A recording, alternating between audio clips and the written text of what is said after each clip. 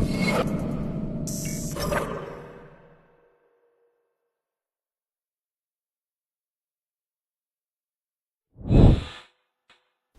everybody. Today's lesson is on how to quickly create a seamless tile. If you're a professional digital artist, there will definitely come a day when you'll need to know how to do this. Especially if you're in the video game industry where they are used as texture maps on 3D models. But it's also common to use for web graphics or even just for illustration. Okay, let's get into it. So here's the challenge. I'm creating a map or a battlefield for an RTS-like game. And it's up in the mountains, and I've already got a lot of the rocks and obstructions and things in place. But what I need is some sand and some gravel. So to do that, and to match the look of this game, I'm going to use a photographic texture. And to do that, I'm going to need to create a seamless tile to create a very, very large, even field of stones. The key to making a successful seamless tile is to choose a good source image. So I'm going to tell you a little bit about what makes a good source image. This image isn't too bad, but it has perspective in it, and that causes a problem. Whereas this part here, you're looking at it at an angle, is going to not tile very well. But this part down here, you're looking straight down on it, and that's what you want. Something that's, the view is sort of perpendicular to the area you're trying to make a tile from. This might work out all right.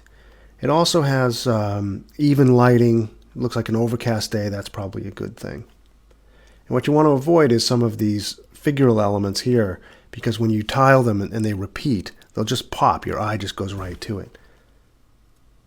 Here's another one that I shot, and it's not too bad either. The problem with this one, though, is that it looks like there's some depth of field. And that means that the camera was focused on this part, and that's nice and sharp. But as you go further away, it gets blurry. That's going to create a problem when you tile it. It also has sunlight on it, which could work, but if it doesn't match the sun angle of the way I'm going to use it, that could be a problem. I think I'm going to go with this one. So here's how you make a seamless tile. First, we're going to select the area that we're most interested in. Let's say something like that. We're going to copy it to its own image.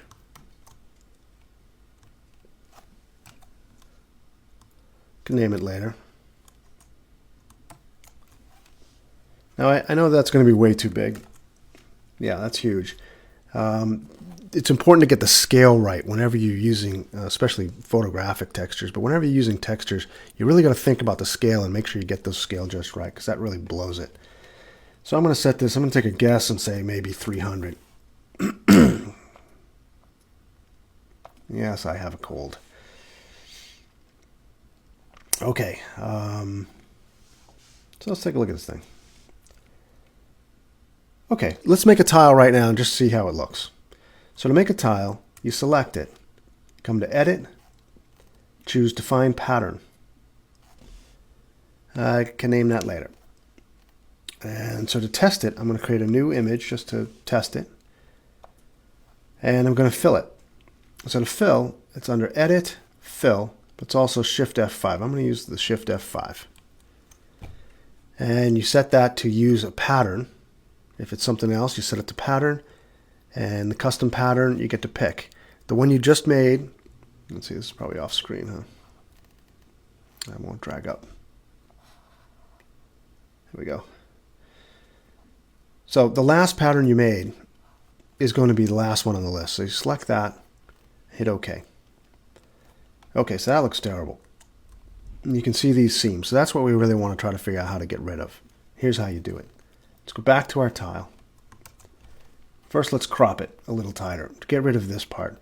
You can see that that's causing a lot of the problem. So let's crop it in a little tighter. Maybe that rock too. Maybe up a little.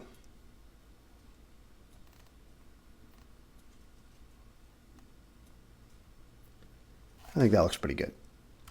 So here's how you make a seamless tile. Select Filter, Other, Offset. And what this does is it shifts the horizontal and vertical seams over so that you can then work with them. You can see them. So you find a good place, like right here I can see both seams. It's that seam and then this seam here, horizontal and vertical. That looks good. I'm going to zoom in a little. And probably the fastest way to do it for a tile like this is to just use the clone stamp tool. And that's S. You want to make sure that you have a hard edge brush. Otherwise it gets blurry and it looks kind of soft. The hard edge brush was just right with the full opacity flow. That's all fine. So then I'm just going to pick an area that I like, the rocks. Maybe this one here.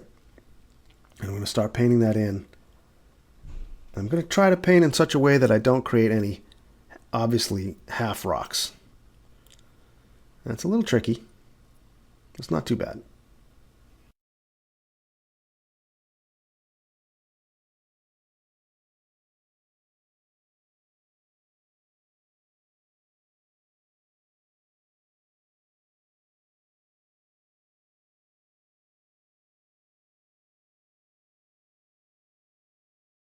If I was doing this for real, I'd probably do it a little bit more carefully.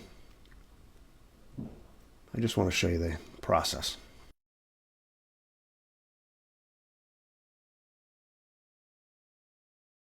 The other part I'm going to look for is anything that would jump out, things that are read as figural. So here I can see that this shadow will jump out, maybe this darkness in here, that shape there. So I'm going to also get rid of those. Find a nice area to clone. Pop some new rocks in there. And see, there's a half rock. I want to get rid of that.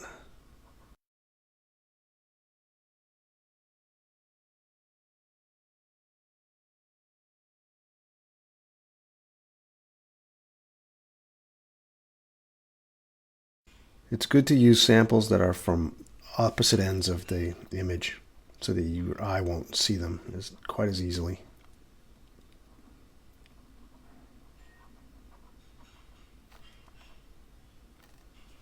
Looks like I'm still seeing the seam in here. I'm going to try to get rid of that.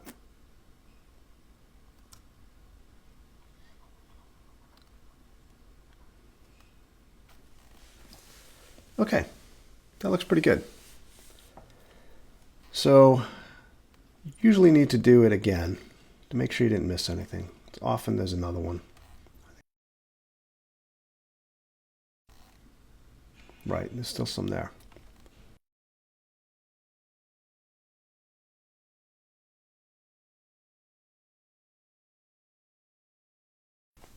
Okay, that looks pretty good.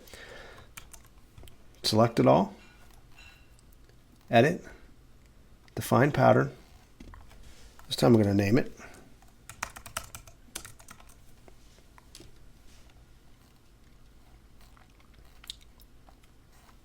And now we're going to fill.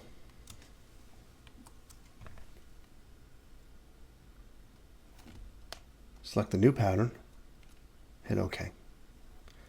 That's not bad, but there's a couple things that jump out. This rock right here really jumps out, and this little shadow in there. I'm going to go back and make that adjustment. That's this rock right here, and then this area over there. So let's get rid of those.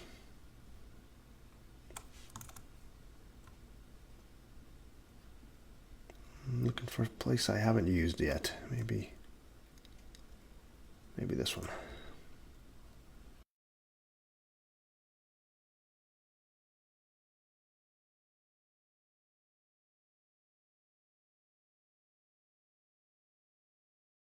Okay, let's try that.